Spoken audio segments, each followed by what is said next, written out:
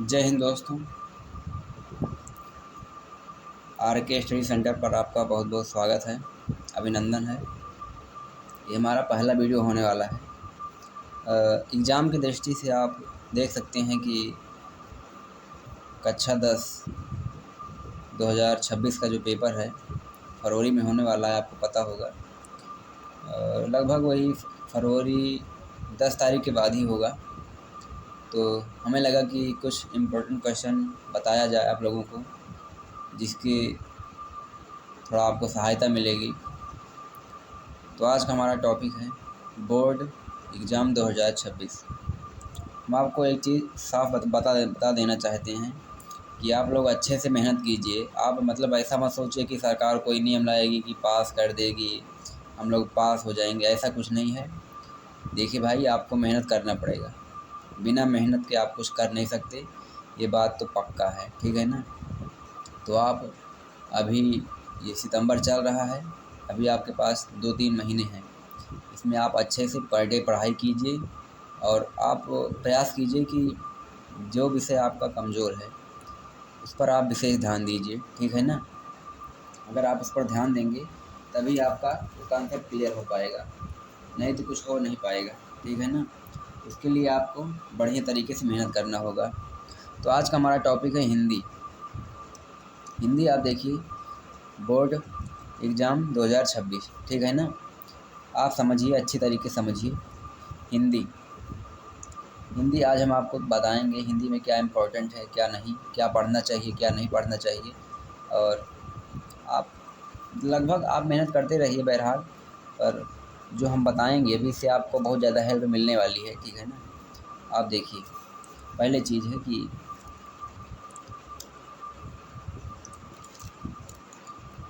हिंदी में 100 में से 95 प्लस अंक कैसे प्राप्त करें। ये बहुत बड़ा सवाल है कि हिंदी में 100 में से 95 प्लस। अब आप लोग सोचेंगे कैसे, कोई जादू है क्या है। ऐसा कुछ नहीं है, जादू वादू नहीं है, पढ़ाई करना पड़ेगा तभी होगा। 100 में से 95 प्लस अंक कैसे लाएं, बहुत कठिन नहीं है, आसान है, आप कर सकते हैं। आपके अंदर इतनी प्रतिभा रहती है, बस आप उसको पहचानने की आवश्यकता रहती है, आप कर सकते हैं। उसके लिए आपको, और पहला क्वेश्चन ये हो गया कि 100 में से 95 अंक कैसे प्राप्त करें, कर सकते हैं। दूसरी चीज़, आप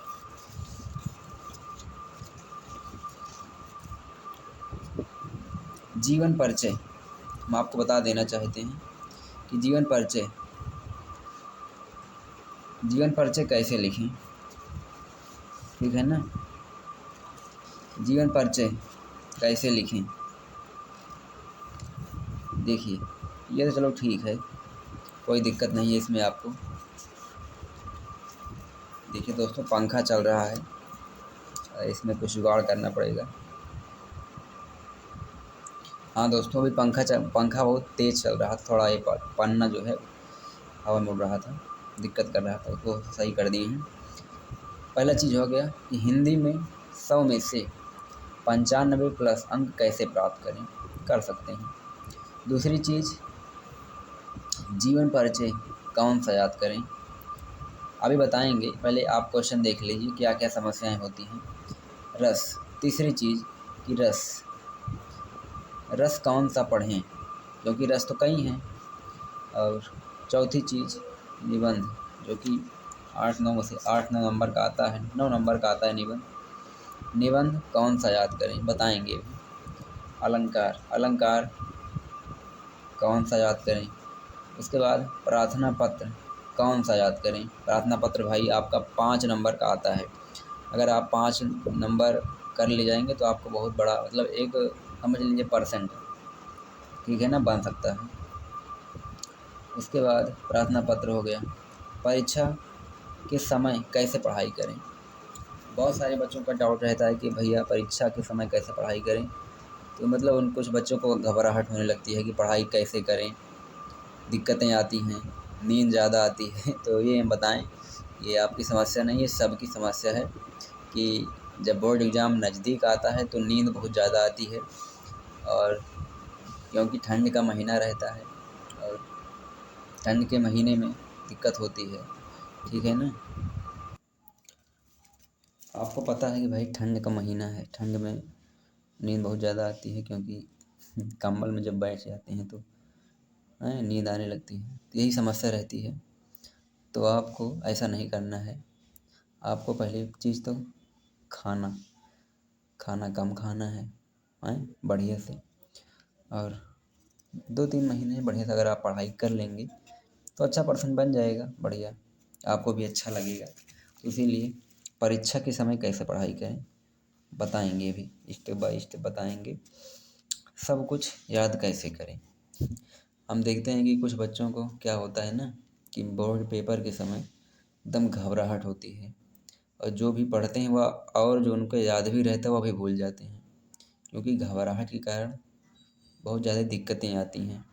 तो ऐसा नहीं करना है, घबराना नहीं है, बढ़िया से पढ़ाई करनी है। 9वीं चीज़, कौन सी पेन से लिखें।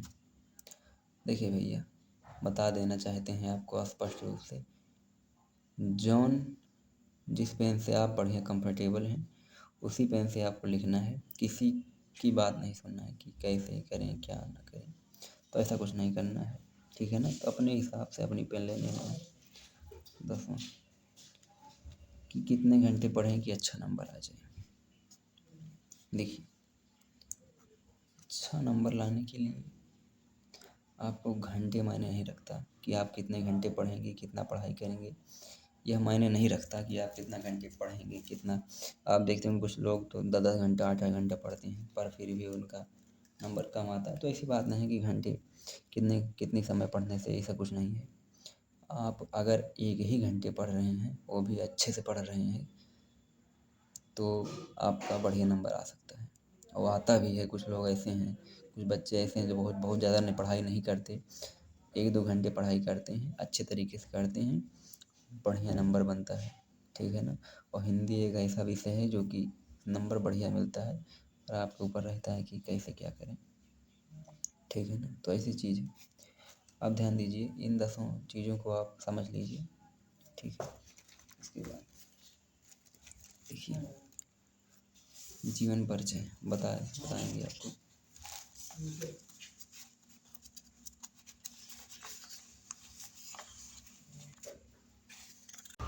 पहली चीज़ आप लोग देख लीजिए कि जीवन परिचय, एक जीवन परिचय 5 नंबर का आता है।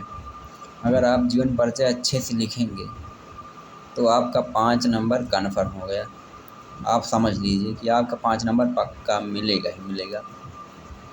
अब बात ये आती है कि भैया जीवन परिचय कई हैं, कौन सा याद करें, कौन सा पढ़ें, कौन सा नहीं पढ़ें, क्या क्या पढ़ें। तो भैया हम आपको बता देना चाहते हैं, जो जीवन परिचय है ना, आप अब तक जिसको याद करना था वो याद कर लिया होगा, और जो नहीं पढ़े उनकी तो बात ही अलग है, ठीक है ना। तो हम बता रहे हैं, आप देख लीजिए। जीवन परिचय पहला आपको बता रहे हैं, अगर आप ये जीवन परिचय याद कर लेंगे तो पक्का है, मान लीजिए कि आप 5 नंबर आपका कहीं नहीं गया।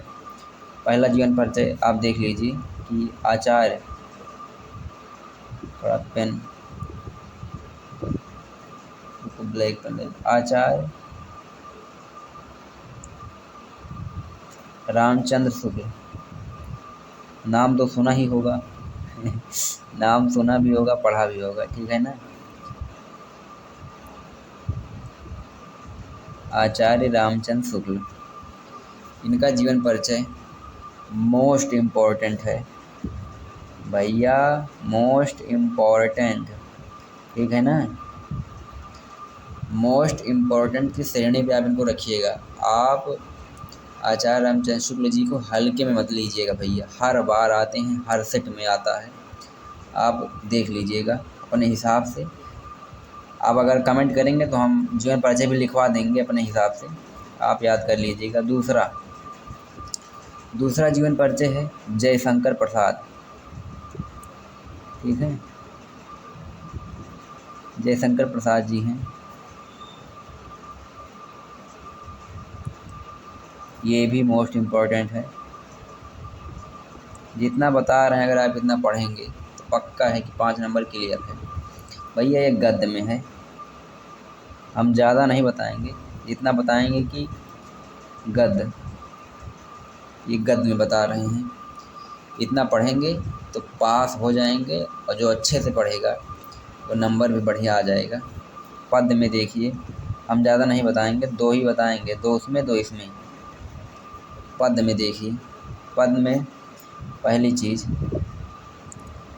आप एक कहावत सुने होंगे कि क्या कहते हैं, अरे है ऐसे यार, सूर रस खान बिहारी इनसे बोर्ड परीक्षा हारी। हम आपको बता रहे हैं कि पहला जीवन परिचय पद्य में, पद्य खंड में सूरदास, जरूर से ज़रूर आप कोई जीवन परिचय ना पढ़ें, सूरदास को पढ़ना ही पढ़ना है, आपको पक्का पढ़ना है। दूसरा सूरदास के बाद बिहारी, जितना हम बता रहे हैं अगर आप इतना पढ़ेंगे तो गारंटी है फेल तो नहीं होंगे। बिहारी, इसमें हम आपको 3 बताएंगे, ठीक है ना। 3 सूरदास, नंबर 2 बिहारी, तीसरा आप गोस्वामी तुलसीदास लिख लीजिए।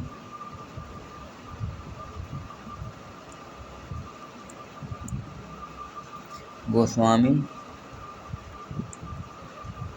तुलसीदास, 3 पद में हो गए, 3 भी उसमें लिखवा दे रहे हैं, क्या दिक्कत है, ठीक है ना।